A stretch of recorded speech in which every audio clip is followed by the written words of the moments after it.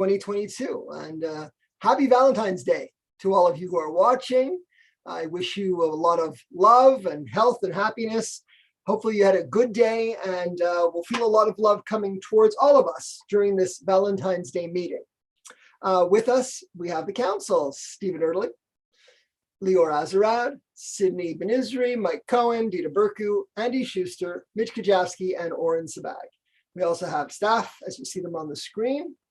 And we'd like to welcome you all here. As is been the practice, we will have a moment of silence to, it still continues that people are in hospital and in the ER, and we certainly wish for their speedy recovery.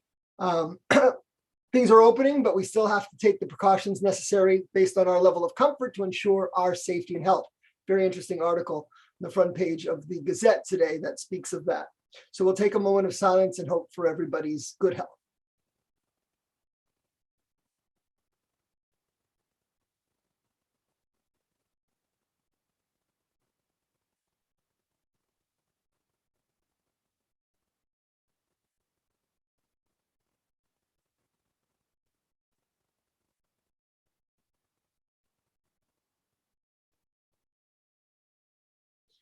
So before we start the meeting, I want to pay tribute to a few people who have played very significant roles in our city, who have passed over the last month since the last council meeting.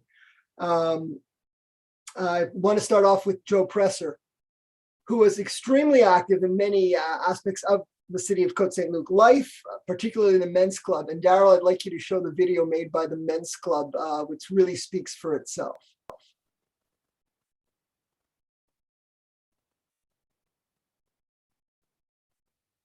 We start off with some sad news on the sudden passing of our beloved friend, Joe Presser. He passed away this week suddenly. Joe, I know him mainly from the club. He was a great supporter of the club. As you know, he did a gala every year. And he was a great friend to me while I was at the club. I can't express enough how much he helped me and was a friend. And the thing I remember best about Joe is when we were in Florida, when Doris and I used to go walking, we'd always meet him and Isabel walking. And he had the most beautiful, warm smile, a French smile. I'd like Irving also, if you can say a few words. Irving was very close to him. Irving? Thank you, David. I was in shock, as many of you were, to learn of the passing of our dear friend and member, Joe Presser. A genuine, uncomplicated, and most sincere mensch who not only befriended me and mentored me, but anything I've achieved with the Côte Saint-Luc Men's Club and my involvement as co-chair together with Joe of the highly acclaimed cantorial concert with Beth Zion is totally a result of Joe Presser's encouragement and nudging, and I say that most lovingly. Involvement pretty well described Joe's attributes. He was the spark that ignited so many community achievements. When he was nominated to be Côte Saint-Luc's Man of the Year in 2018, I was asked to introduce them and could tell you his achievements were numerous, be it a most successful term as president of Beth Zion Synagogue and never saying no to anything that he felt could help with the shul. Of course, the highly successful cantorial concert that raised much needed funds and recognition was due to the leadership of Joe.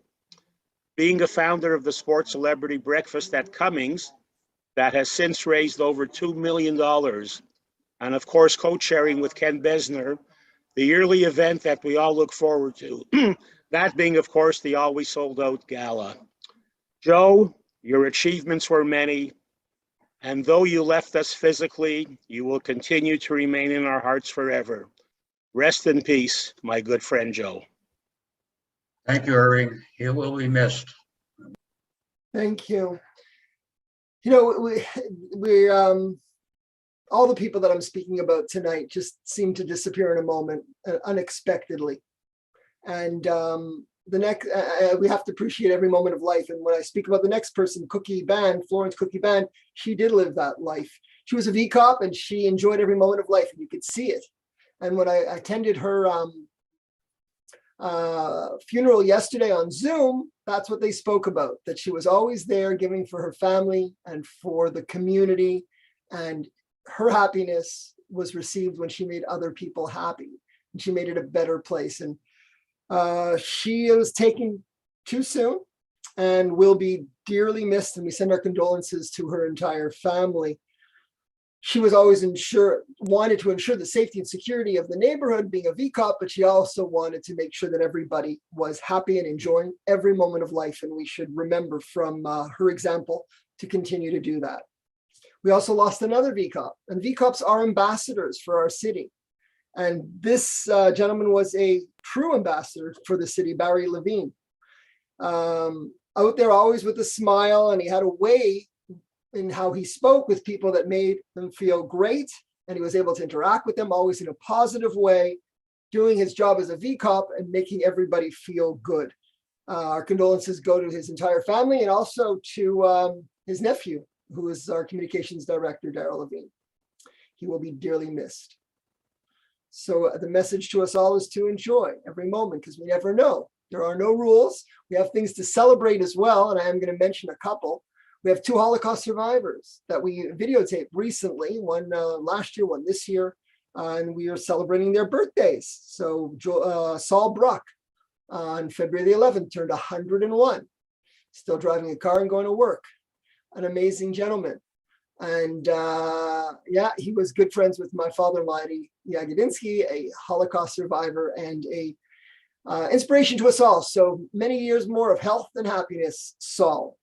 Another Holocaust survivor in our city, who's played a very active role, is turning 98 on the February the 18th, Leslie Vertes, and he's always been very active. He just spoke with Leanne Goldstein. She did an interview. I was on that with Leanne, and she was just interviewed. He was terrific. And of course, when we put on Cabaret, he spoke to the audiences all the time, telling the story of the Holocaust. We wish you many years more of health and happiness. So now we will go into question period. We have quite a few questions because there's a lot of love being thrown at the city tonight. And let's hear the questions as they come on in. Thank you, Mr. Mayor. Before I get into the questions, just going to reiterate again the rules for question period. So residents can submit questions on the day of council meetings up until 5 p.m., at which time a second form on the website will open for second question period, where residents could submit questions that pertain to the public meeting agenda. And we're going to answer the second question period, if we do get questions, at the end. So I'll start with the first question, which is from Bram Schuster. Can someone please explain to me the logistics of the Wednesday heavy items pickup? Côte Saint-Luc pays a company, a truck, and 2 employees to drive through the streets of the city every week looking for these items at random. Does this sound logical to you? Can I be so bold to suggest a phone system or a computer link where residents can enter their address when they have a pickup? This would obviously have a deadline, let's say Monday, 7 p.m. The way things are done now, it's possible to have this truck paid roaming the streets and not picking up a single item. Do you know how much is being picked up? Is it even necessary every week? All these questions, which I'm sure you do not have the answer to, is no. The aforementioned can be extrapolated if the system I suggest is adopted. I'm not suggesting that something nefarious is afoot, but the way things are done now does not pass the logical smell test. If you notice, I never mentioned the cost of all of this. I'm just questioning the efficiency of the mechanics of it. It's a given that this way is a complete waste of money. Please do not invoke the "we have an older population" response. Personally, I find that answer not only a cop-out, but passive aggressive and moreover insulting. Okay. I appreciate the question. And yes, we do have stats. In fact, there's bulky waste out there every week. And the issue is that people put it out without telling us, and they drop it sometimes on public property, and they don't follow rules. And we've gotten a lot of complaints over the years about how we were going to manage it. And the only way that works is having a truck drive through the whole city, every street, every week. And if we don't do that, the city becomes a mess, and we get a lot of complaints from residents. So the system of calling in is a good one to add on, for sure, for those people that will follow rules and use a a website link or a phone, and we can perhaps improve the way we pick up waste by having that and get the stuff off the street faster for those people that do follow rules. But in order to ensure the beauty of our city and answer to the many complaints we've had over the years with respect to garbage being thrown about our city, often on public property, this seems to be the only system that works, although we're always looking at better solutions if possible. So thank you for the question. And staff will look into the possibility of adding the web form phone call option. The next question is from Francesco Palucci. First is, with speed issues on Sir Walter Scott, many cars race up and down Sir Walter Scott. I have a speed app on my phone, have recorded cars driving 50 to 70 kilometers per hour. We should look into installing 2 speed bumps to reduce the speed. The second issue is corner of Ilan Ramon and Sir Walter Scott entrances. We should have a speed bump as well to reduce speeding cars zooming onto the street. A lot of young kids on Ilan Ramon play on the streets. We have a traffic committee specifically for these type of questions, so we will put these 2 questions on the traffic committee agenda as written, so that we can have proper follow-up and you can have a proper response. Mr. Mayor, can I just add, please, that, of course, Mr. Palucci is one of my esteemed constituents, and we walk the street. The traffic committee, which is chaired by Councillor Kajavsky, only had their first meeting last week. I have spoken to Spiro Yotist, our traffic engineer. Before something comes to the traffic committee, there's studies done, and of course, we're in the middle of the winter right now. But Spiro is studying the potential for a speed hump on Sir Walter Scott, and hoping that this will be on the agenda for the March meeting for further discussion. But I have been with Mr. Palucci. We walked the street. There is definitely a need. And now we have a new traffic committee chair who's getting the lay of the land, so to speak. So, but this is definitely something that we need to do. Excellent. So make sure that Councillor Kajavsky, you see the item here. You're going to see it on the traffic committee agenda, and then a recommendation will come to council based on your the studies done by Mr. Yotist and the committee. Thanks. Okay, next. Next question is from Celso Sawaya. The water tests executed by the city last year at my home, as in my neighbors, has shown almost 300% lead concentration above the new recommended levels. Currently, I'm spending about $50 a month for changing filter cartridges to ensure some water security. During the past years, I have been changing all internal pipes of my home, allowing me to conclude that the lead issue is caused mainly by the old street pipes. When reading the agenda of the January 17th meeting, I didn't see any financial provision for work on the water pipes. The issue of drinking water is only mentioned in bylaw 2594, which was only tabled but not discussed nor approved. My question is, until when must I incur in costs to have a drinkable water in my home? When will the work restart, and what is the privatization rule to be adopted when defining which homes get its water main fixed? Can you detail how and when these issues will be addressed by bylaw 2594? First of all, I want to go over the history of the numbers. The standard that was acceptable was 50 parts per billion. It was reduced eventually to 10, and just recently this past year to 5. So if you're showing almost 300%, it means you're under 15, which means you shouldn't have major concerns. However, of course, we want everybody to have clean drinking water. And I'm glad you're taking advantage of the fact that you should be using filters until your pipes are changed. That's the smart thing to do. We have tested 1,234 homes this year. We're the only city that I know of that's testing all homes that we suspect have lead pipes, and we're trying to get the rest done next year. And we're trying to have a strategic understanding, a plan based on the understanding of the entire city. And we're the only city that I know of that's testing every single home, to have a strategic plan of how to do it. And you may be on the list for 2022. I'm not 100% sure, but the best way to check that out is to check with the engineering division, and we'll certainly accommodate you in finding that out to see if your pipes are on the list based on the fact that they have been tested. But it is a big job that's going to take a lot of years to do. And luckily, you're only at under 15, which is pretty good. It's pretty good. So I won't be overly worried. That, I mean, some people are really 45, 60. I mean, you know, under 15, that's not as bad as a lot of pipes in the city.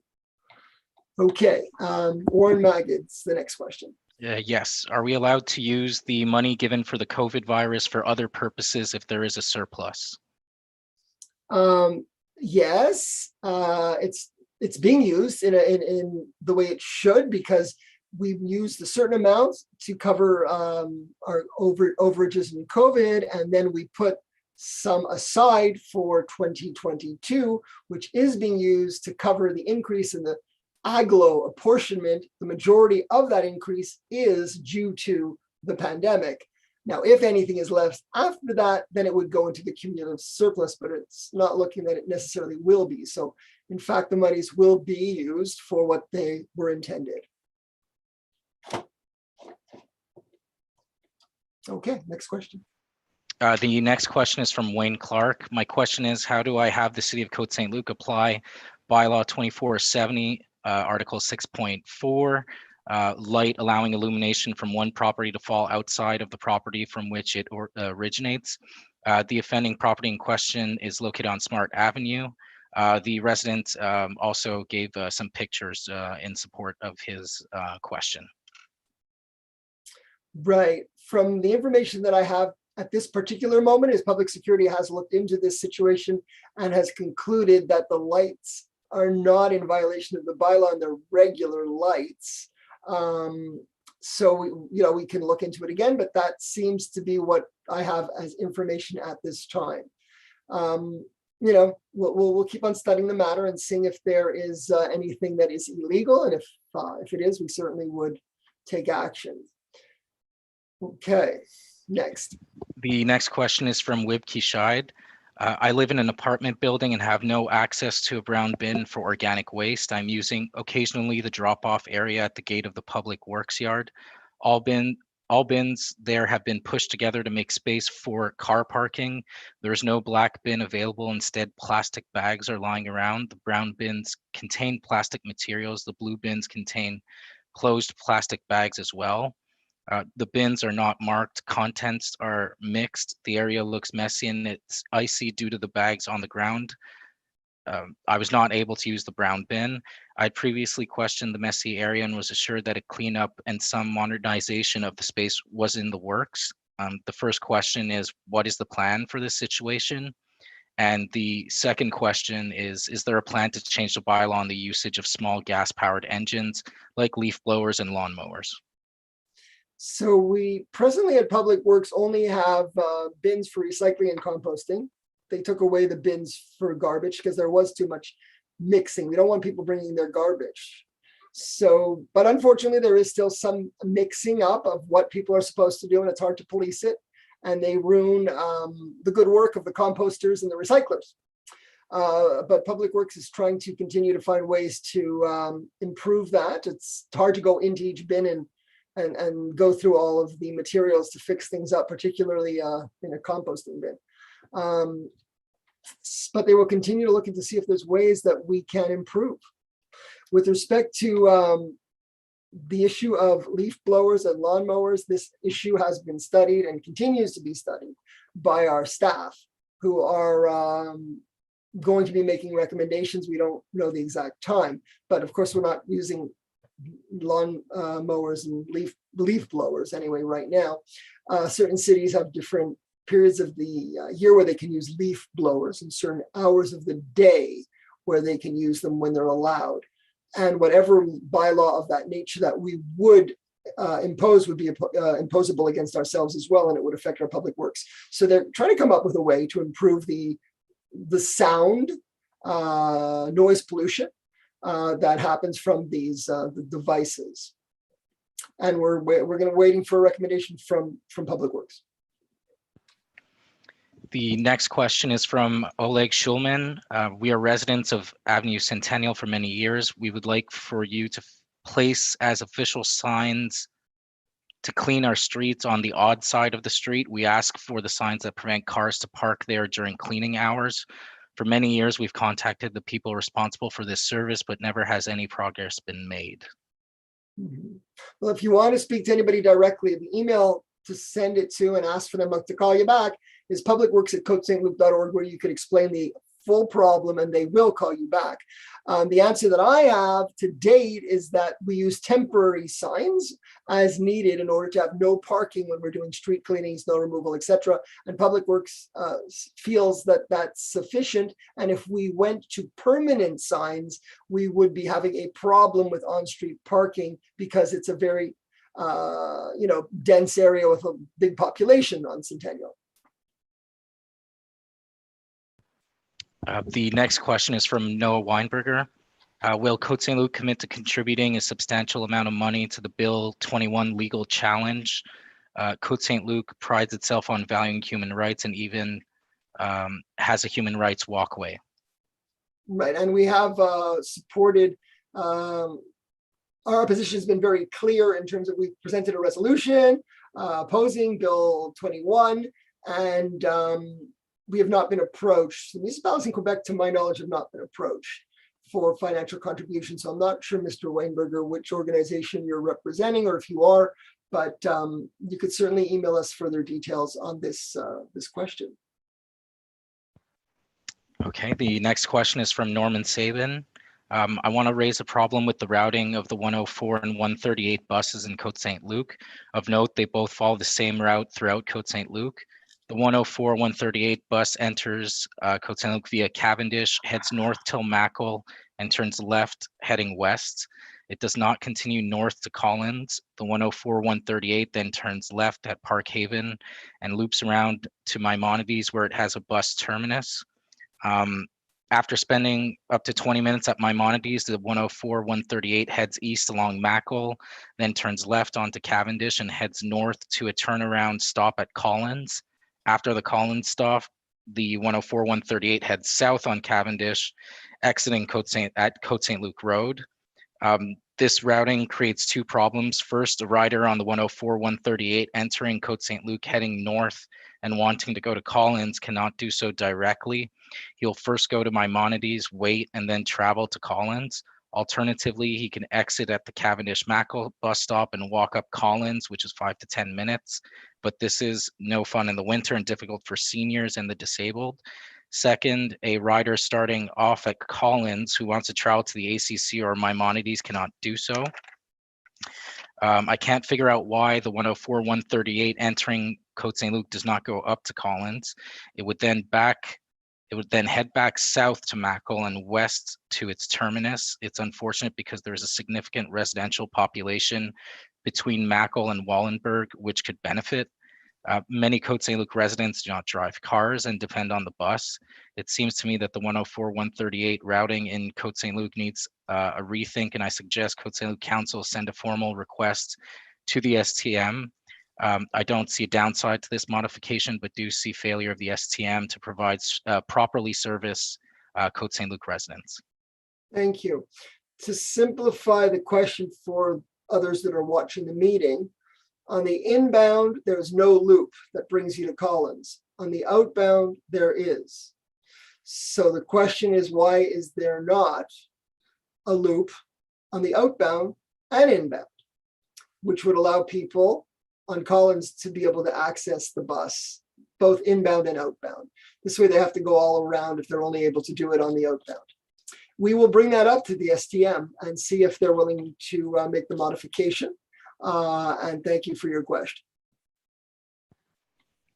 The next question is from Heather Treston. With reference to the problem of non-conforming religious institutions in residential areas, in private homes and duplexes, I would like to have an update as to the progress by the city to pass a bylaw requiring these congregations to seek legal status, whether in the current location, if neighbors approve, or in a strip mall. The two synagogues on Eldridge are again not taking care of the property, garbage on the lawn, bed frames, cushions, and the driveway full of cartons and wooden pallets. Okay, so this issue has been worked on extensively since the election a few months ago. In fact, the meeting that we just had in committee, we had 2 items on it dealing with where we would add additional zones for religious purpose in strip malls and other places where they exist today. We also dealt with the issue with respect to the rezoning of the PCMO bylaw and how it's going to work, and preparing for a meeting with all the rabbis at the Stiebel, this Wednesday. And then we're having meetings with the commercial strip mall owners and meetings with the mainstream synagogues. There's a lot of work. We're doing it. We're spending a ton of time. Staff and council are spending a ton of time on this issue as promised. And we will come to a very respectful procedure that will ensure social peace, religious freedom, and a happy community for all. We're doing it slowly and carefully, but really pretty fast, because we've been spending hours and hours and days with committees trying our best to make the process a pleasant one for everyone. Any other questions? No, that's it for the first question period. Like I mentioned earlier, if anybody wants to submit questions for the second question period, please go to our website in the council meetings section. The form is now open for people to send in their questions. Thank you. Okay, so we'll move to the next item on the agenda, which is the approval of the minutes. Councillor Azarad. Go ahead, you're on mute.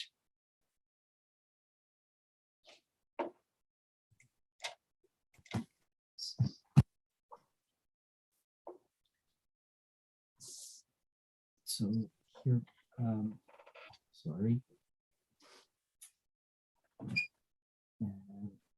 It is resolved that the minutes of the regular meeting of council dated December 13th, 2021 at 8 p.m.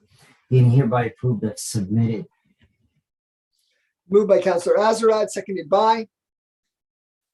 Any discussion? All in favor? It's the January minutes, I think. It's January 17th. January 17th, 2022 minutes, correct. Any discussion? No. Councillor Erdely. Or we're all in favor? I was just voting in favor. All in favor, carried unanimously. And now we move to any business arising from the minutes. No. So then we'll go to the departmental reports. Councillor Schuster. Thank you, Mr. Mayor. Things have been busy gearing back up with Parks and Recreation. We have been adjusting things to accommodate the ever-changing COVID protocols, but all our indoor facilities are now open with limited capacity, and registration for a shortened winter programming has been happening. In addition, we've unfortunately had to cancel some things due to COVID, like our winter carnival and Valentine's dance, and unfortunately our Côte Saint-Luc Dramatic Society annual musical is being postponed, but we are gearing up to have some outdoor programming in terms of arts and drama for the summer. Yesterday, actually, we had mascots, I was going to say bonhomme, mascots going around the parks. Unfortunately, it was a little bit cold. There weren't a lot of people in the parks, but it was very well received for the people that did encounter our different mascots. And we're going to hopefully bring this back at a time when the winter weather isn't so bitter cold. And I think that's it for me. Would you be so kind as to read the resolution to move the departmental reports, which is in the agenda? Yes. Page, please. I Wanna have give her the several windows page? open.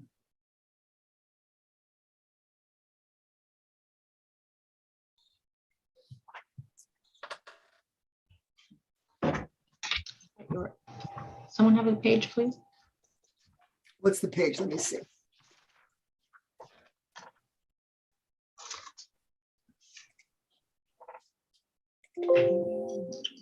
So,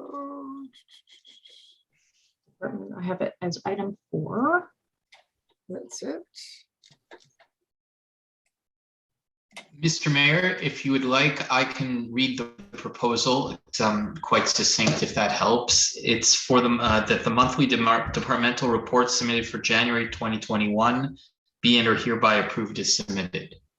Moved by Councillor Schuster, seconded by 2022, Maitre Schechter. 2022, yeah. No time traveling allowed at council meetings. Seconded by Councillor My Azarad. mistake.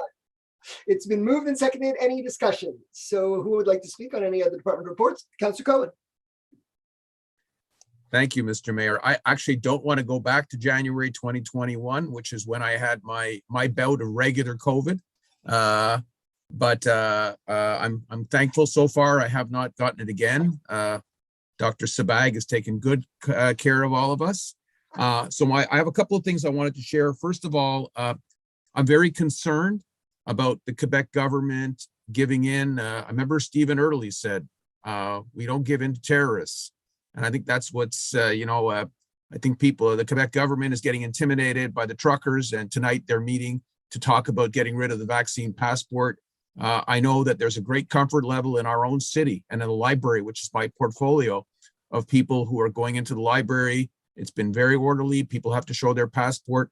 And we're not there yet, but Mr. Mayor, but we've been a leader all the way on the mask protocol. I'm afraid they're going to get rid of the masks as well. And I think we should hold strong. And when the time comes, I think this council should come together. And when we feel it's right, obviously, I certainly respect the expertise of Councillor Sabag, and we're very lucky to have someone from the medical profession on our team. But I am very concerned about these measures being lifted. COVID is not over.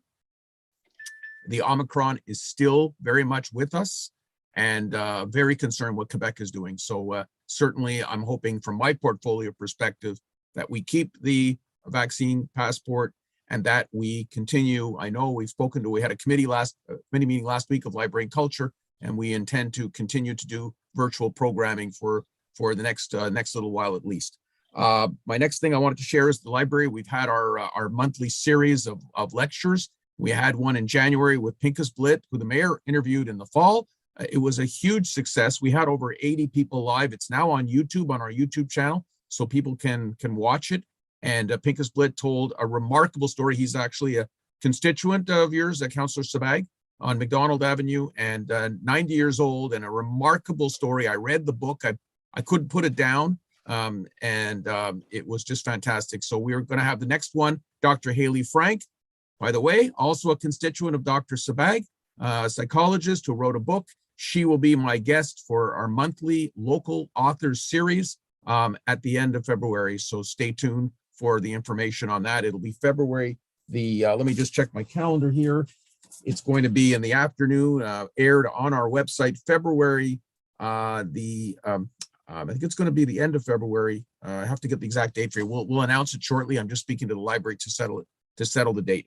The other thing was the movie theaters. It's going to be on the agenda later, but I spoke to the owner of the movie theaters, and they are going to be opening possibly as early as the end of March or the beginning of April at the Cartier Cavendish. Bruce Gerberg, who owns the company that Cinestars, with theaters in Côte Plaza, St. Leonard, Ottawa, Toronto. Bruce lives in Hampstead, and he's very excited. So I'll be putting a blog with a little update for people on that as well. Also for our local commerce committee, I'm very excited. We're moving forward. Last month, of course, we recognized David Bannon and Rachel Otegi, the husband and wife couple who own the Pharmaprix at Cartier Cavendish. And this month, Deputy Mayor Burku was at the Côte Saint-Luc Shopping Center, where we recognized Kyung Ho Lee, who has been the shoemaker at the Côte Saint-Luc Shopping Center for over 30 years. I just went to him recently. He is just a remarkable person who can fix anything. Unfortunately, he's closing, he's retiring, and it was appropriate. So Councillor Burku went to meet with him, and we are now deliberating on who will be our local spotlight, who we will honor for the months of March. And we're meeting the local commerce committee. Lots of exciting news to come to see who else we can recognize and what more we can do to welcome local commerce. And of course, the movie theater. is also local commerce. And one last thing is soon you'll be hearing from our annual report from the library. We got a look at it earlier, Janine West and her team. It's an absolutely remarkable document. It will be made public for people to see. It is a very thorough analysis of what happened at the library in 2021. And even in a pandemic year, it's absolutely amazing what the library did. And I'm very, very proud to have that as my portfolio. Thank you, Mr. Mayor. Thank you, Councillor Cohen. Next, would like to speak, Councillor Erdely. Thank you, Mr. Mayor. I'll start on the financial side. A reminder to residents that the first installment for your municipal taxes is due on February 24th. And again, we encourage residents, if they are paying online, to please do it a day or two in advance, because we know sometimes it takes 24, 48 hours for the bank to process the fees. So we don't want anyone to incur late fees. So I know I personally always make sure to do it about 2 days before, just to be on the safe side. So again, the first installment, February 24th. The second installment is on May 25th. We are not yet finalized the 2021 budget year, but just I was going through some of the documents to share a little anecdote in terms of transfer duty. So this is the welcome tax and a sign of increased property sales that occurred last year in 2021. We had revised the budget a few times, but the final revised budget was about $4.3 million. We actually, and this is as of mid-December, we're about 5.4 million, so about $1 million over on transfer duty. So a lot of properties were being bought and sold last year. Obviously, this is one we don't know until the year is up, but we're hoping, I guess, from the city side that many more properties will be bought and sold, so we can maintain this revenue for the current year. A few other items on the financial side in terms of water. So these are claims for water filters. We had 52 claims in the month of January, and 4 people had claimed for the electric car rebate. We hope, of course, more residents will purchase electric vehicles, electric charging stations for their homes. In terms of outstanding taxes, this is one of my least favorite parts of the position. So as mentioned at last meeting, there are some homes that are still on the list, and these are outstanding taxes going back 2 years. So that was at about 35 a few days ago. As of the latest I have from Metro Schechter, we are at 28 today. We have not in the last 16 years sold a property for unpaid taxes. We hope, of course, we will not do that again this year. And I thank Metro Schechter. I thank our treasurer, Angela Marino, and both their teams. I know they are reaching out to these residents and trying to find ways to make payment as quickly as possible. On the environment side, I like to give the latest tallies in terms of waste. So this is comparing 2021, which just ended, to 2020. So organic waste collection was up 4%. Recycling was up 0.2%. So anyway, small increase, but still up. And garbage down 2%. So this is again increasing, a positive trend in the right direction. One that started back in 2007 when we first introduced organic waste collection. So every year we keep improving those stats. And one last one to mention is with regard to trees. So I got the final tally from the Public Works Department and from the Horticulture Department. So we planted 396 trees in 2021. That's more trees than we have planted in any year, at least the last 10 years. And of course, this year, in 2022, the goal is, I believe, about 450 trees. And many residents should be receiving a letter if you're going to be having a tree planted on the lawn in front of your house, which is technically part of the city right away. And we look forward to beautifying the city with more and more trees in the year 2022. And I'm just double checking my notes. That's it for me to report today. Thank you, Mr. Mayor. Thank you, Councillor Erdely. Anyone else? Okay, Councillor Burku. Thank you very much, Mr. Mayor. So on the Cavendish front, Cavendish Boulevard, I'm happy to announce that the mayor and I met with the mayors of Côte Saint-Luc and DG Saint Laurent, TMR, and the person responsible at the executive committee for the Cavendish extension. And before the next council meeting, we're very hopeful that there will be a notice filed at the BAP hearings, the BAP, the Bureau d'Audience Publique du Québec, which is basically an avis de projet that the City of Montreal will file. And once that notice is filed and becomes public, the public will be invited to give their opinions and basically to pose their questions. There's going to be an opening of about 30 days, plus another 15 days. So we will certainly make that public when it happens, but we are making progress on this very important front. So thank you. And je suis fière de dire qu'on fait des progrès. Merci. Merci, le conseiller Burko. C'est pas facile, mais on continue le travail pour Cavendish. All right, anyone else? Councillor Sabag. Thank you, Mr. Mayor. Just some quick statistics on public safety. We're still averaging about 30 calls a day. This time around, and we're still doing very well on the average call wait and average call response time as well. 2 minutes and 29 seconds, 27 seconds overall for the wait time for our residents. Very, very happy with this information. I do want to look at the years of service this time around. We have quite a bit of people to recognize, some with over 30 years. So Sheldon Goldenberg, 34 years, Robert Solomon, 30 years at EMS, Scott Hunt, 25 years, Michael Glazer, 24, David Stewart, 22, Clifford Jordan, 19, Eliana Wall, 19 years of service with EMS, Carmel Grace, Carmel Grace, 18 years, Jordan Guetta, 2 years, Melissa Hamill, 2 years, Anas Corey, 2 years, Ivan Miller, 2 years, Alexis Jutras and Marjolaine Paquin, each with 1 year. This goes to prove some of the dedication that we've had at EMS over the past years. 99.9% again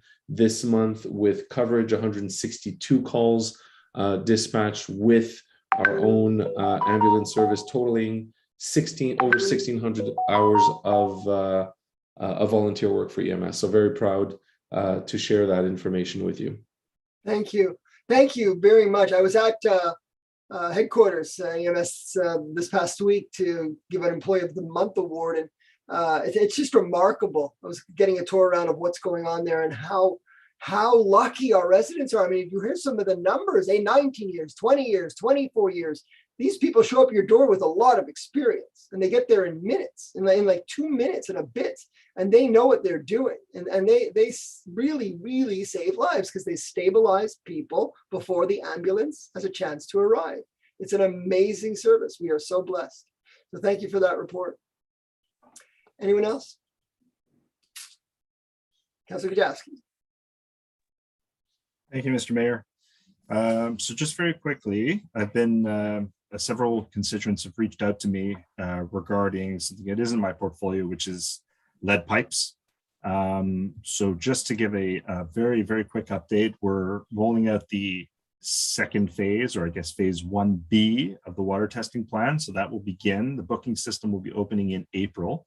So I'm going to start now, and I'm going to repeat it in March. I'm going to repeat it in April and May and June. Whoever has not had their water tested yet, please do so, because the more data we have, the better we can plan the next number of years that it's going to take to change out those lead pipes. So we need that information. So please, as soon as that booking system opens in April, please book your water testing.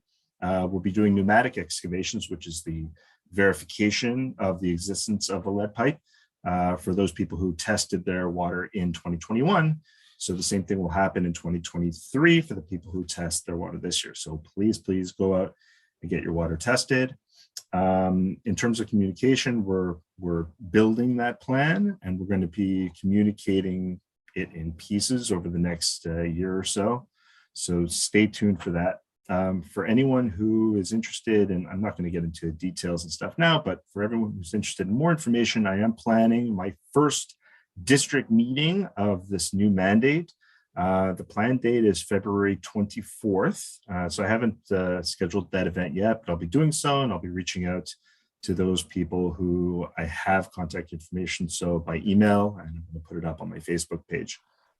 So I'll answer any and all questions about the lead pipeline, about anything else that's relevant to the area, the status of the Kerwin Park renovation, the tree rollout, which greatly affects my district, and anything else that comes up from the residents. I guess that's it for now. Thank you, Mr. Mayor. Thank you, Councillor Kajowski. Anyone else? Okay, Councillor Ben-Isri. Thank you, Mr. Mayor. Just would like to highlight that on a daily basis, our public works team are maintaining all the city facilities. During the month of January, we moved more than 40 centimeters of snow, cleaning sidewalks, maintaining our 7 ice rinks, toboggan hill, cross-country skiing trail, to keep them in a good condition for our Côte Saint-Luc residents, and that's much more, on a daily basis. I think at a certain point, we'll have an opportunity to present our public work department. So I would like just to take this opportunity to thank all the team at Public Works and our director for all the work that they do. Thank you. Thanks. Thank you, Councillor Ben-Isri. I think that anybody else? Okay, so it's been moved and seconded. All in favor? The departmental reports are passed unanimously. We move on to the other reports of Maitre Schechter, the fire department.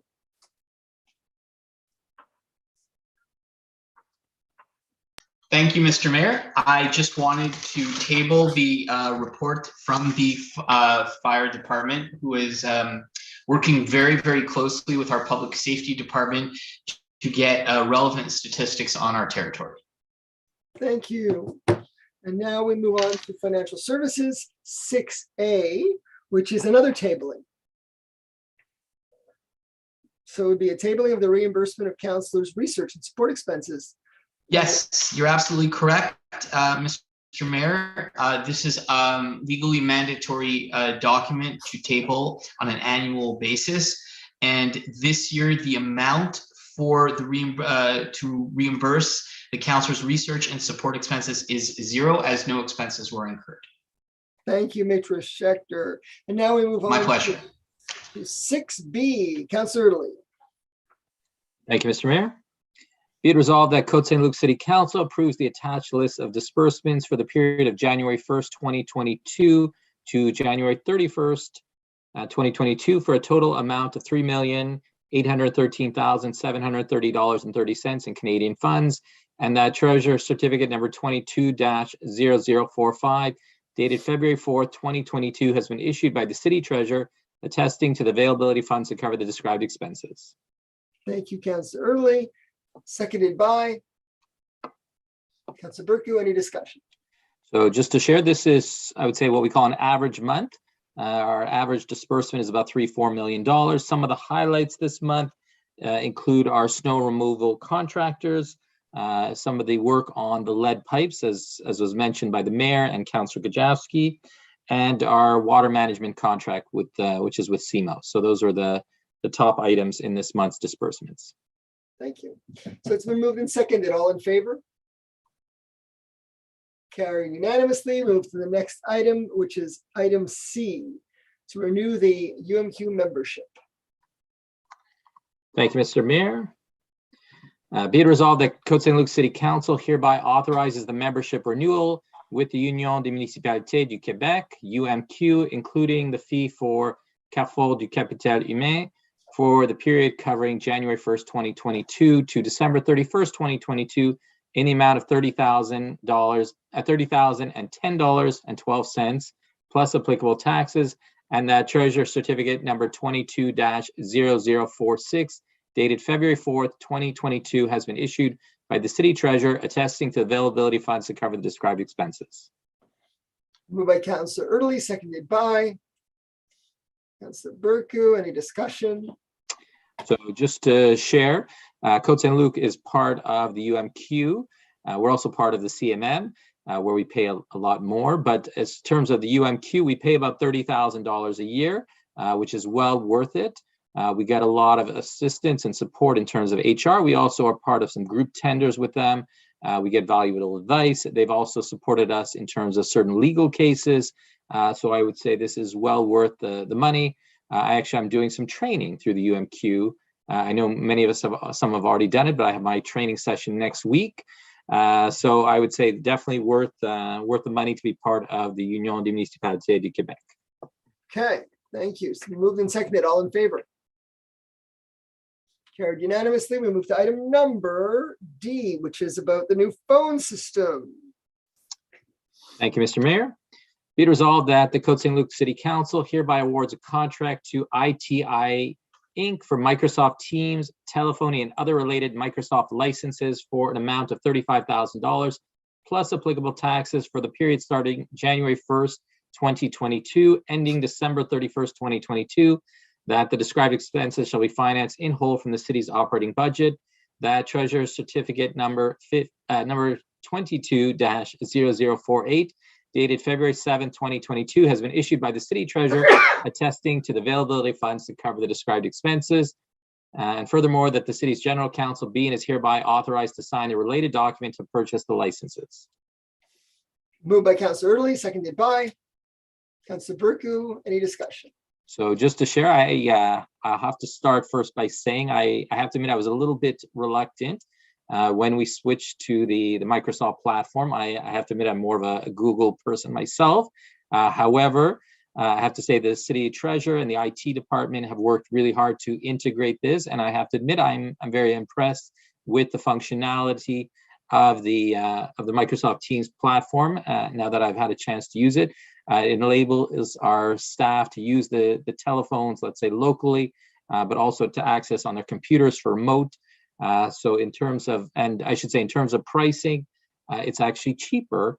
So I was doing the calculation. So we're saving about $500 a month.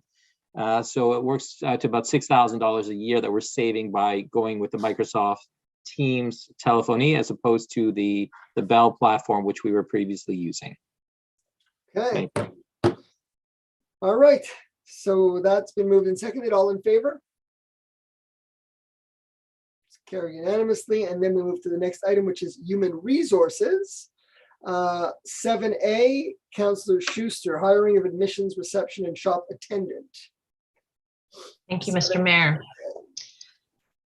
Be it resolved that Côte Saint-Luc City Council ratifies the hiring of Amphi Reyes as part-time auxiliary reception, admission, and shop attendant effective January 11th, 2022. That Treasurer's Certificate number 22-0043, dated February 3rd, 2022, has been issued by the City Treasurer, attesting to the availability of funds to cover the above described expenses. Excellent. Moved by Councillor Schuster, seconded by Councillor Ben-Israel. Any discussion? All in favor? Carried unanimously. We move to item B, which is hiring of an assistant permit agent. Councillor Gajowski. Thank you, Mr. Mayor. Oh, hold on. Give me one sec. Does anyone have the page of the digital Permit version? agent. It I was should down be- in pack. Yes, page. Page 210. Exactly. 210. 210. Thank you, Councillor Erdely. 210. Okay. Be it resolved that the Côte Saint-Luc City Council ratifies the hiring of Eveline Vuong as a permanent assistant permit agent, effective January 26, 2022. That Treasurer's Certificate number 22-0402, dated February 3rd, 2022, has been issued by the City Treasurer, attesting to the availability of funds to cover the above described expenses. Moved by Councillor Gajowski, seconded by Councillor Azarad. Any discussion? Just a very, very welcome addition to the urban planning staff. Moved and seconded, all in favor? Carried unanimously. We move to item number C, hiring of a swimming coach. Councillor Schuster. Thank you, Mr. Mayor. Be it resolved that Côte Saint-Luc City Council ratifies the hiring of Javier Cuevas as swim team coach effective January 22, 2022. That treasurer's certificate number 22-0044 dated February 3rd, 2022 has been issued by the city treasurer attesting to the availability of funds to cover the above described expenses. Moved by Councillor Schuster, seconded by whoever wants to, Councillor Ben-Israel. Any discussion? All in favor of the swim coach? Carried unanimously. And now we move to hiring of a human resource advisor, Councillor Berkeley. Thank you, Mr. Mayor. Be it resolved that, hang on, that Côte Saint-Luc Council hereby ratifies the hiring of Eloise Lessard-Legault as a human resources advisor effective January 3rd, 2022, that the treasurer certificate number 22-0049 dated February 7th, 2022 has been issued by the city treasurer attesting to the availability of funds to cover the above described expenses. Moved by Councillor Berkeley, seconded by Councillor Sabag. Any discussion? All in favor? Carried unanimously. And we move to item 7E, Councillor Kajewski.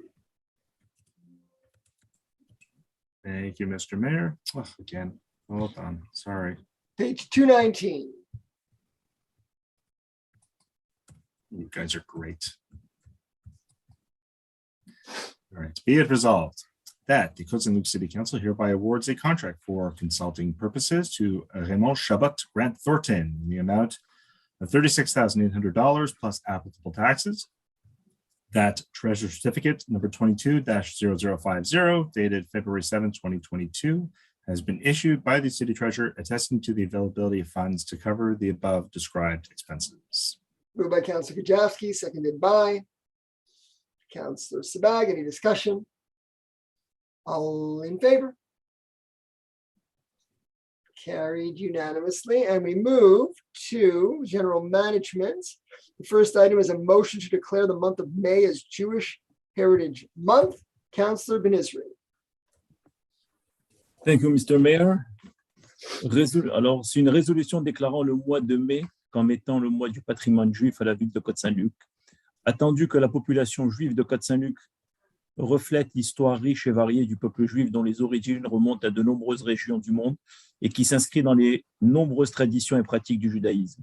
Attendu que Statistique Canada indique que la population juive du pays compte environ 400 000 personnes, soit plus de 1% de la population canadienne totale, ce qui en fait la 4e population juive en importance au monde.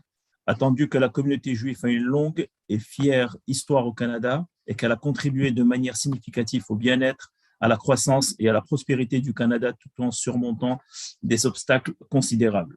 Attendu que la population juive a excellé dans un large éventail de domaines, notamment dans les arts, la science, le droit, l'architecture, les médias, la finance, le divertissement et les affaires, contribuant ainsi de manière significative à la vie canadienne. Attendu que le mois de mai est significatif pour la communauté juive du monde entier en raison de Yom HaShoah, Yom HaZikaron et Yom HaAtzmaut. Attendu qu'en 2018, le Parlement canadien a adopté le projet de loi S-232, loi concernant le mois du patrimoine juif canadien, désignant le mois de mai comme le mois du patrimoine juif canadien, reconnaissant ainsi les importantes contributions des Canadiens juifs au tissu social, économique, politique et culturel du Canada. Attendu que le Parlement canadien a déclaré que le mois du patrimoine juif canadien serait l'occasion de se souvenir, de célébrer et d'éduquer les générations futures sur le rôle inspirant que les Canadiens juifs ont joué et continuent de jouer dans les communautés à travers le pays. Attendu que Bnei Brit, une organisation juive de défense des droits de la personne qui est active à l'échelle nationale du Canada depuis 1875, a invité les municipalités à renforcer la déclaration du Parlement sur le mois du patrimoine juif canadien en adoptant leur propre motion et en faisant la promotion de la célébration du mois du patrimoine sur leur territoire au mois de mai de chaque année. est résolu que le Conseil reconnaît la contribution de la communauté juive au succès du Canada, que la ville de Côte Saint-Luc déclare que, par la présente qu'à compter de mai 2022, chaque mois de mai sera célébré comme étant le mois du patrimoine juif dans la municipalité. Proposé pour le conseiller Benisri et appuyé par le conseiller Burko. Est-ce qu'il y a des discussions? Any discussion? Je céderai la parole à la conseillère Bourco. Okay, Oui. Councilor Burko, why not? Sure, sure. So I'm really happy that we're adopting this resolution. It's important that we celebrate the rich history and rich contribution of the Jewish population in Canada, and that we also are able to have a whole month where our different departments, including the library and the recreation department, and obviously all our different venues can celebrate Jewish History Month, Jewish Heritage Month, in the same way that we do all the other ethnicities that we celebrate in our community. We have policy of celebrating diversity in Côte Saint-Luc, and I'm very, very pleased that we were going to be able to educate our future generations about the inspirational role that Jewish Canadians have played and continue to play in our society. Thank you. Thank you, Councilor Burko. So it's been moved and seconded. All in favor? Carried unanimously. And we move to the next item, which is item 8B, adoption of Côte Saint-Luc's assessment measures and action plan for the disabled community. Councilor Schuster. Thank you, Mr. Mayor. Whereas the provincial government, through the Act to Secure Handicapped Persons, hang on, there we go. Handicapped persons in the exercise of their rights with a view to achieve social, school, and workplace integration, requires municipalities with greater than 15,000 residents to adopt an action plan for the disabled, outlining the steps that are to be taken to ensure the complete integration of residents, visitors, and employees with physical and or mental disabilities. Be it resolved that the Côte Saint-Luc City Council hereby adopts the Côte Saint-Luc 2020 Assessment of Measures and 2021 Action Plan for the disabled community. Said plan dated February 14th, 2022, and annexed herewith as Annex F, that council hereby requests that said plan be made available to any resident, visitor, or employee who wishes to consult said plan or obtain a copy thereof. That council hereby requests that in addition, a copy of said plan be deposited for consultation in the city's archives and at the Eleanor London Côte Saint-Luc Public Library. Moved by Councilor Schuster, seconded by Councilor Sabag. Any discussion? Just to comment that Côte Saint-Luc has made great strides in making the city and its facilities very inclusive and accessible for different populations and people with different disabilities. And examples that are included in the report and the action plan are access buttons that have recently been added to every door in the ACC. I had never seen a ramp into a pool until Côte Saint-Luc instituted those. Same comment for our park equipment that we're gradually adding even more inclusive and adapted park equipment. And we've made strides in adding adult changing tables. We have adaptive programming for both adults and children. And there's in almost every committee meeting that I've been in since November, inclusivity and adaptive facilities have been talked about. And it makes me very proud to be part of this team, making sure that everybody has a place and feels welcome, no matter of ability or age or mobility issues or anything like that. So I'm very proud of this. Thank you. Thank you, Councilor Schuster, seconded by, or Councilor Kajowski. If I may just add, Mr. Mayor, We already had Oren Sabag. You were supposed to move it. Yeah, go ahead. I'll second it as well. But just to add, the fully accessible park, one of the only fully accessible parks on the island of Montreal that'll be finished next year is Kerwin Park. So just to add to Councillor Schuster's comments. Thank you, Councillor Kujawski. Nicely said.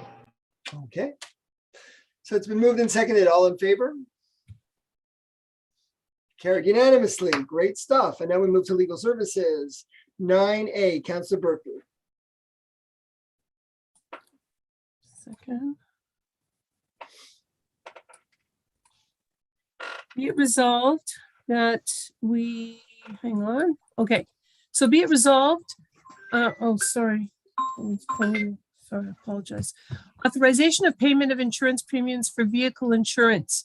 Whereas the City of Côte Saint-Luc received an invoice from La Capitale Assurance Générale dated December 12, 2021 for the amount of $28,874.10, including applicable taxes for payment of the city's vehicle insurance premiums for the 2022 calendar year, as well as an amount of $1,811.58 from 2021 due to an increase in the city's vehicle fleet as follows.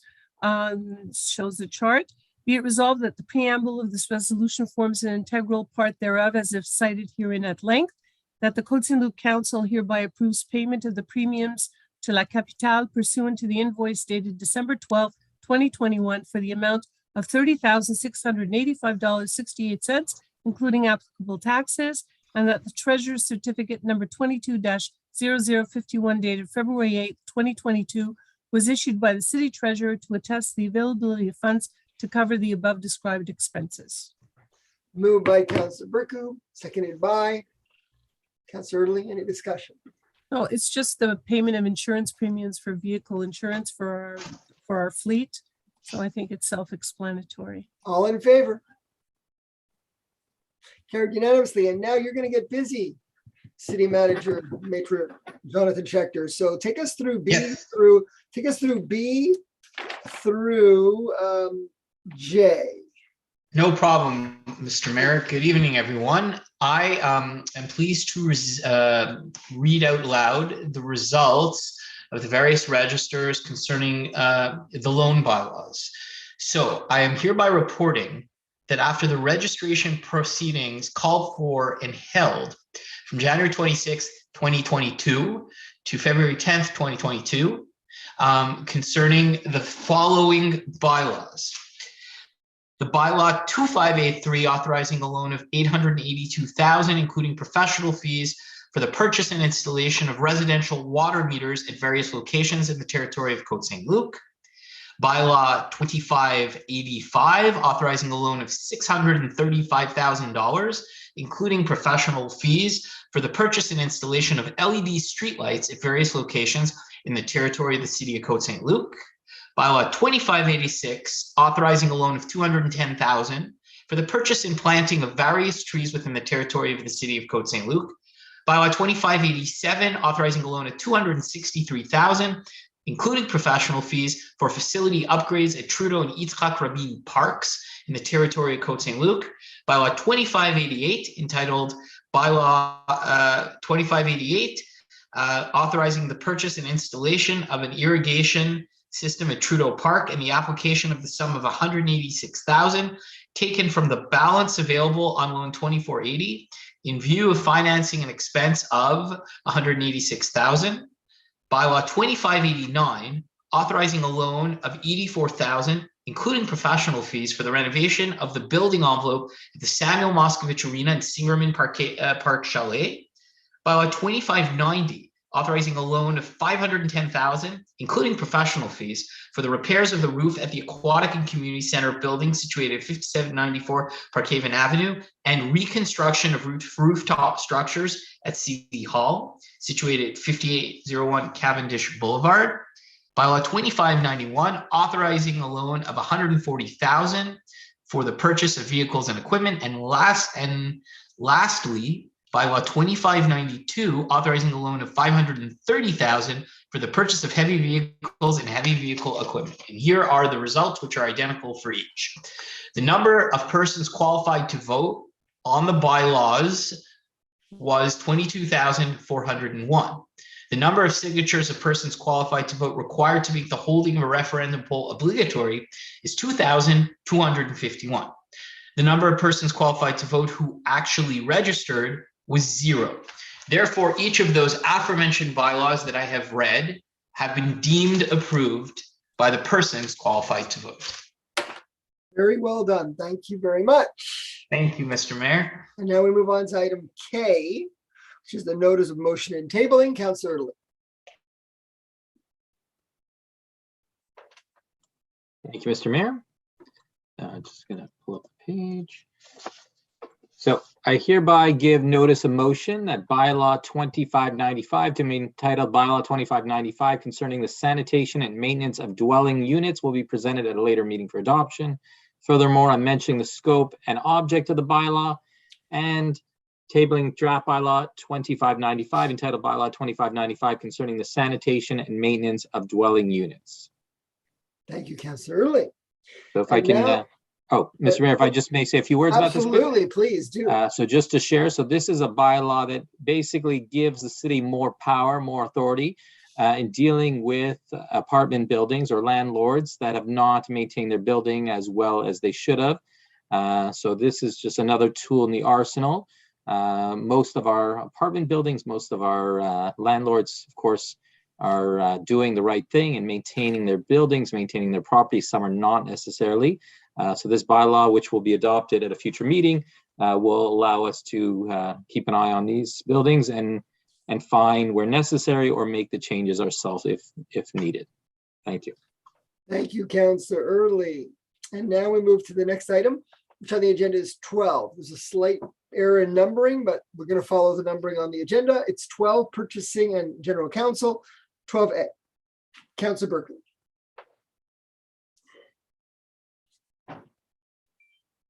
Oui, thank you, Mr. Mayor. Je vais lire en français. Je suis à la page 373.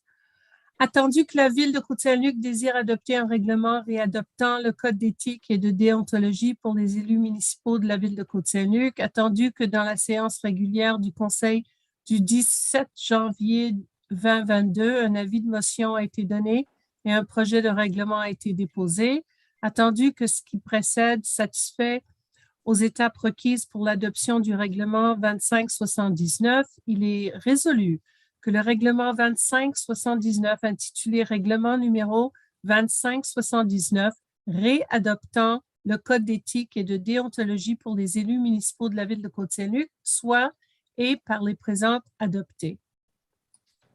Proposé par le conseiller Berkeley et appuyé par le conseiller Erlich.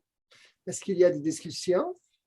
Yeah, so every year we have to readopt the ethics and good conduct code, and it keeps changing. You know, I mean, we keep amending it and making it stricter and adding and modifying according to the modifications that are done by the provincial government to the Ethics and Good Conduct Act. So that's what we're doing. And we're bringing it up to date so that we can all, you know, work and exercise our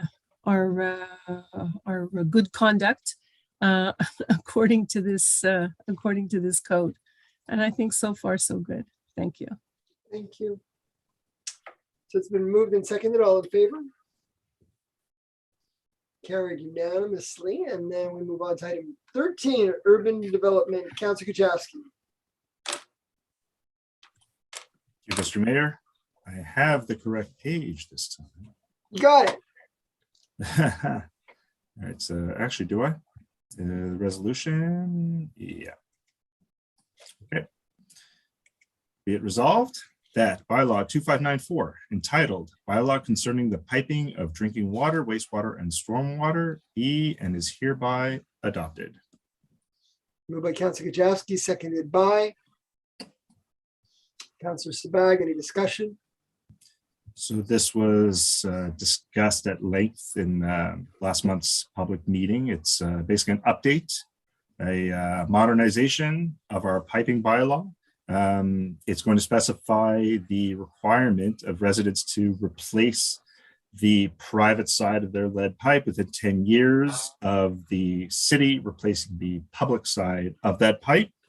How we're going to ensure that happens is still a little bit up in the air. It needs to be kind of fine-tuned a little bit, like how we're going to enforce that bylaw, force people to change that pipe within 10 years.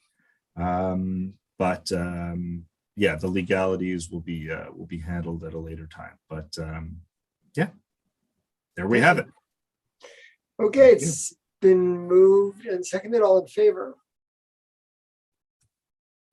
Carried unanimously. And then we move to the next one, which is item B.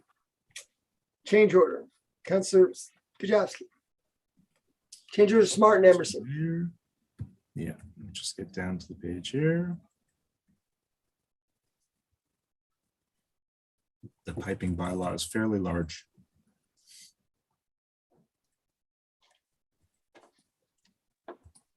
Is the understatement of the night.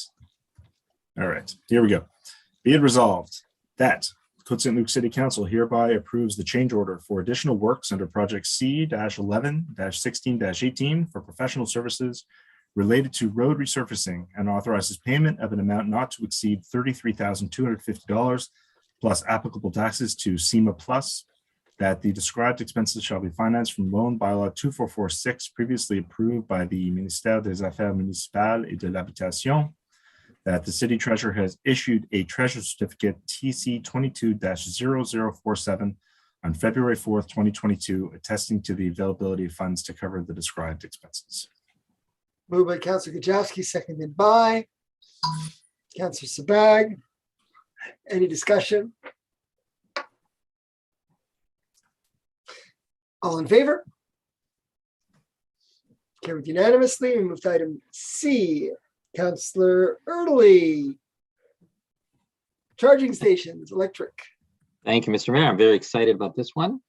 Be it resolved that Côte Saint-Luc, that the city of Côte Saint-Luc may apply for a grant under the 4,500 charging stations grant program, and that the Associate City Manager Urban Strategy be authorized to sign the necessary documents to this effect. Moved by Councillor Erdely, seconded by Councillor Sabag, Councillor Kajowski. Both, well, they both have electric vehicles, so it's like a big fight here. Who's going to second it? So you'll figure that out and make for Schechter or Major Prevost. Okay, so it's moved and seconded, at least by one person. Mr. Mayor, Yeah. if you'd like, you can have them both seconded. Okay, we'll have them both seconded, with the goal of getting everybody else to buy electric vehicles too.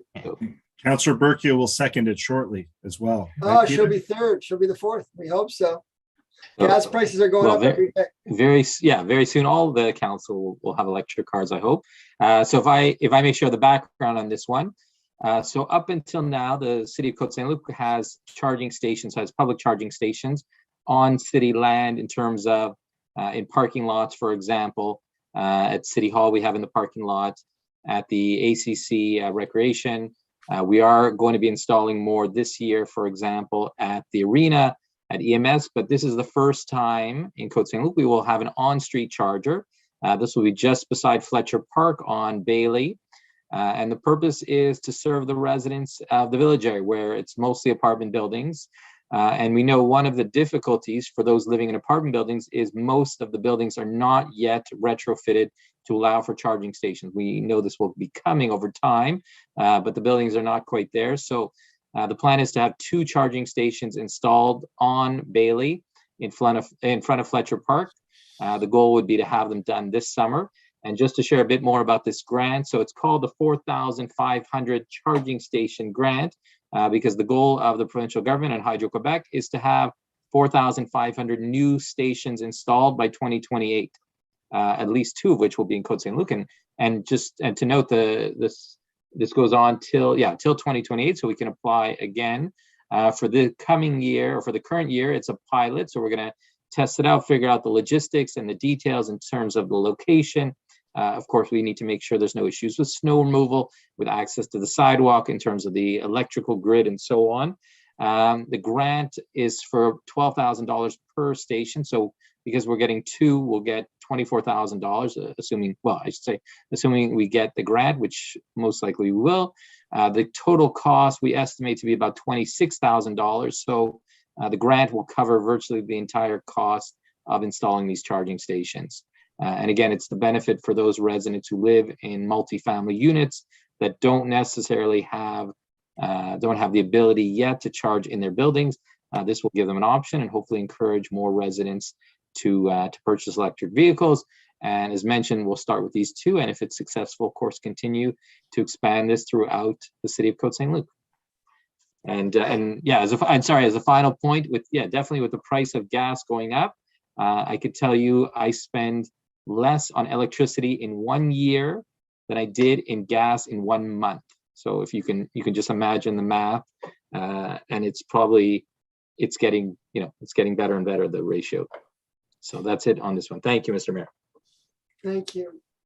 Okay, so it's been moved and seconded. All in favor?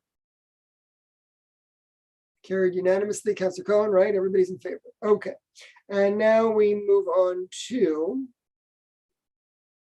So we're all done. We move to urban development, urban planning. Councillor Kajewski, 14A. Yeah, 14A.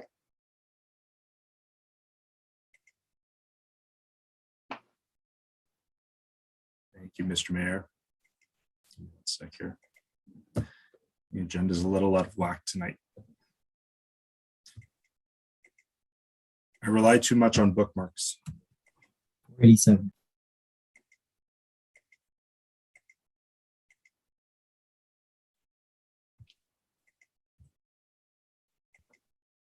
Okay.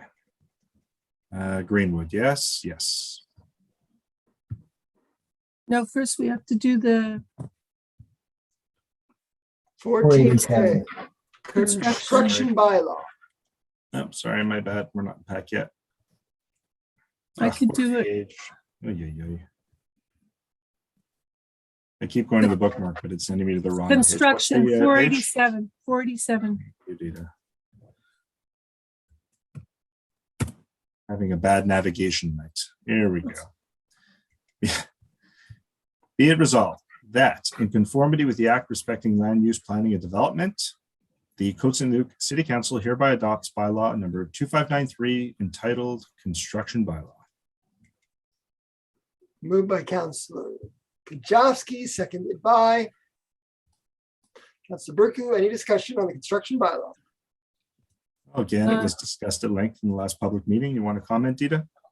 Yeah, no, I think it's important to say that basically it's an updating of the version of the old bylaw, where the department felt that it was important to incorporate all the new references to the building codes of 2020, and also to update references with regard to the permit applications and the type of construction around demolition projects.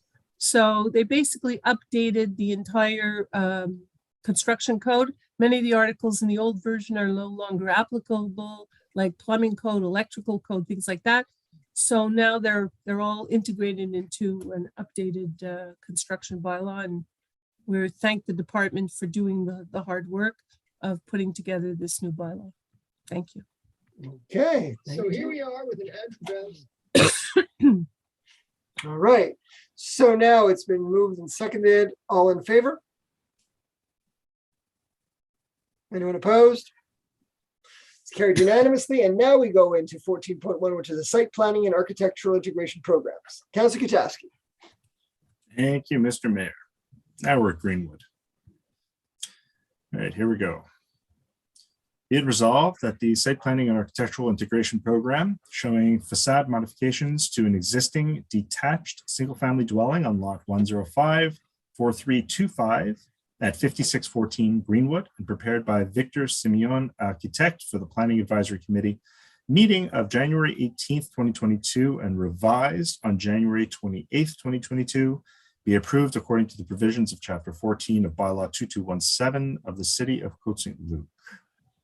Moved by Councillor Kajewski, seconded by Councillor Azarad. Any discussion, or the picture speaks for itself? Picture, well, it doesn't quite speak for itself in this case. It's not a rendering I love, because it kind of looks a little animated. In reality, this is going to be a beautiful house. The colors aren't really reflected in the rendering. It's more reflected in the picture of the materials that you see on the bottom left. It's going to be a beautiful addition, I believe, to Greenwood.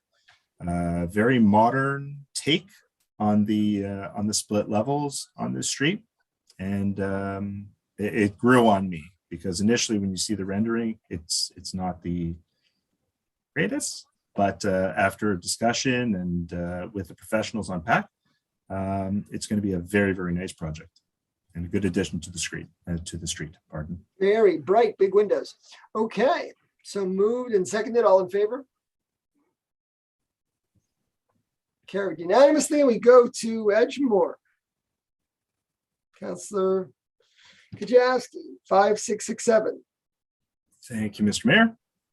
Be it resolved that the site planning and architectural integration program showing a second-story addition to an existing detached single-family dwelling on lot 1054358 at 5667 Edgemore, and prepared by Jansen Wong, architect, for the Planning Advisory Committee meeting of January 18th, 2022, and revised on January 31st, 2022, be approved according to the provisions of Chapter 14 of Bylaw 2217 of the City of Côte Saint-Luc. Moved by Councillor Kajowski, seconded by Councillor Benizri. Any discussion?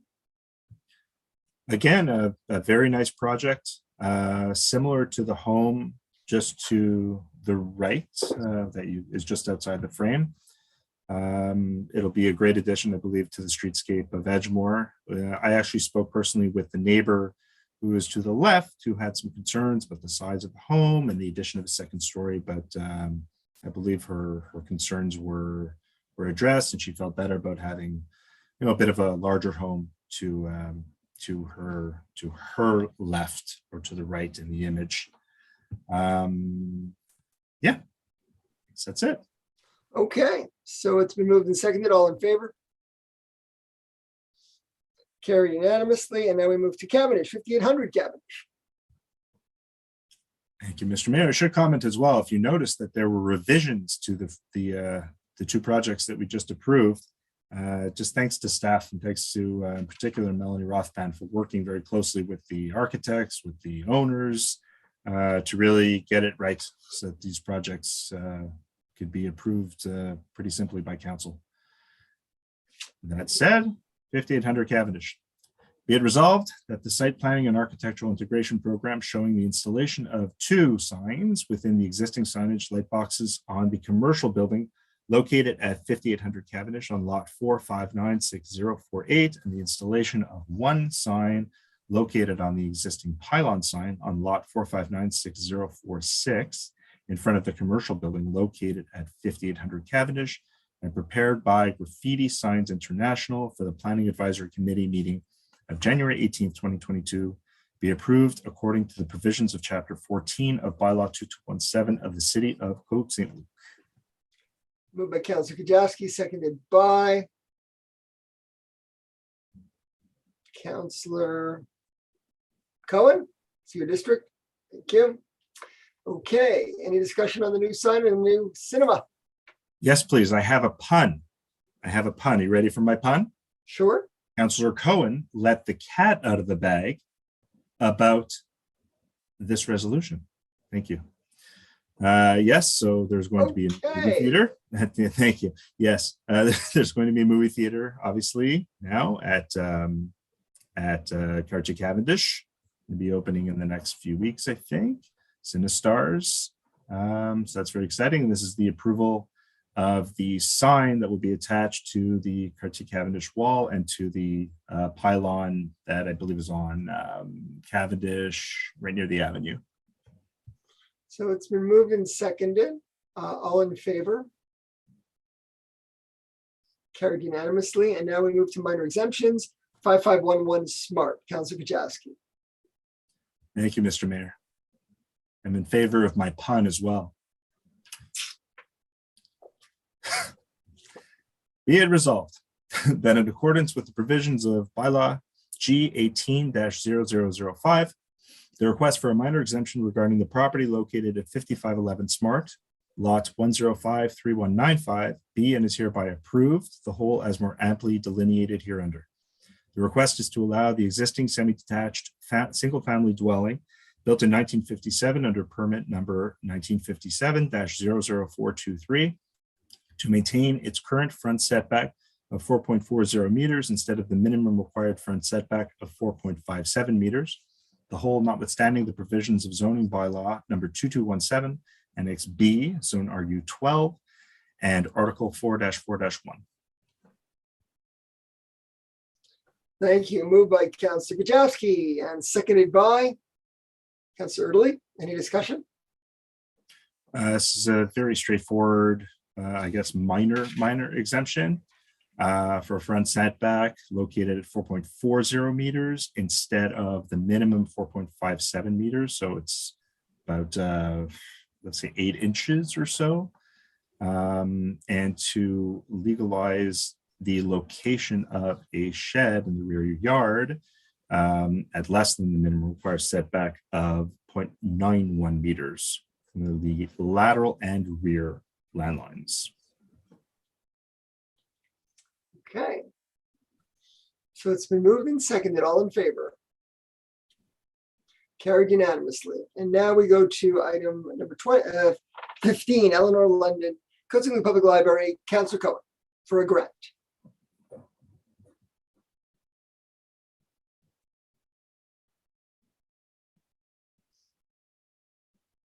You're on mute too. Have two computers on. That's okay. And my computer went to sleep. I apologize. Okay. Anybody else have it in front of them? Lior, you want to read it? Lior's going to move it. You'll second it, Mike. Is that okay? So Yeah, I have, I'm getting my computer waking up. no problem. Be it resolved that the council hereby authorizes the city to request a grant for financial aid from the Quebec Minister of Culture and Communications under the program of project support for the projects in collection development for autonomous public libraries for the financial period of 2022 to 2023. That Janine West, Library Director, or in her absence, Lisa Milner, Manager of the Administrative and Supportive Service of the Library, be and are hereby authorized to sign all documents related to this request, including the collection development policy, and in particular, the agreement to be signed with the Department of Culture and Communications. That the council confirms that this will auto-finance the budgeted amount for the acquisition of documents for 2022, which will include the amount allotted from the grant that will be given by the minister. That said resolution shall be accepted for the immediate action. Moved by Councillor Azarad, seconded by Councillor Cohen. I'll second it, Mr. Mayor. Yeah. Any discussion? Councillor Cohen, Councillor Azarad, anything to add? Pretty straightforward, Mr. Mayor. Okay, excellent. So let's apply for the grant as we do every year, and hopefully we'll get it. All in favor? Carried unanimously. And now the stance of the Aglo, Councillor Sabat. Thank you, Mr. Mayor. That the council take the following stance in view of any agglomeration council meetings to be held in March 2022 as follows: to authorize the mayor or his duly authorized replacement to make any decisions he deems necessary and in the best interest of the city of Côte Saint-Luc and its residents regarding the items on the agenda of the agglomeration council meetings to be held in March 2022 based on the information to be presented during those meetings. Thank you, Councillor Sabat, seconded by Councillor Schuster. All in favor? Carried unanimously. And other business. Do we have other business? No, I just want to thank all of you for everything that you do. It's been a pleasure working with all of you so far this mandate. Everybody's getting along so well. And what I want to repeat what I said at the directors meeting, and particularly to you, Maitre Schechter, and Associate City Manager Tanya Bramvich and Associate City Manager Nadia DeFuria. You've been running a beautiful ship this term, and you could see the inspiration that you are providing to your directors. Everybody's working really hard and responding to the needs of the residents. So continue your great work, the entire staff and council. It's been a great few months, and may it continue. Second question period, do we have anything? Yes, I believe we have two questions. I'm just going to pull them out. The first question is from Barry Coleman. Does bylaw 2563 requirement for permits apply to renovations of condo units? If affirmative, under what legislative power? Sections 118 and 119 of the Act respecting land use and development applies to structures and buildings. Condo units are not buildings or structures. I believe this is the construction bylaw that the resident is referring to that was adopted at tonight's meeting. Right. I mean, that would be maybe a legal question for Maître Schechter, but I believe renovations in a condo unit are subject to the construction bylaw. Okay, the Maître second. Schechter, do you have anything to add to that, or am I correct? It would depend on the nature of the renovations, but we can certainly look at the specific request and give a detailed answer related Right, to it it. depends on the renovation. If you're just painting a wall, it's not the same thing as changing the structure. Right. Correct, Mr. Ning. Thank you. Maître Provost. Yes, the next question is from Denis Abergel. A question about external hockey rinks. The changing room is closed most of the time. The changing should always be open from 8 a.m. to 11 p.m. as in most parks. Why isn't it? Also, you should indicate on the doors with the sign the opening hours. Also, you should invest in external heaters because it is terribly cold when you have to tie skates to many children's to put in your tempo changing areas. Okay, well, those are some very good suggestions. We'll have to have Parks and Recreation, Public Works look into it. Of course, a lot of these issues that you address are temporary based on COVID rules and COVID restrictions and trying to ensure that we do things safely. And hopefully in time, as we reopen, we'll be able to have things return to the new normal and we'll live with COVID in a different way. But right now, we're doing it this way. We should find out why changing rooms are open at certain hours and not. So that I don't have that answer for you, so we'll look into it. But of course, we want to have access to the changing rooms whenever possible.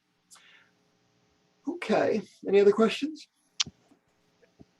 Mayor, there are no further questions. No It's further questions. 9:40 and there's nothing else that's come in. Okay, so I'll ask for adjournment. Mover.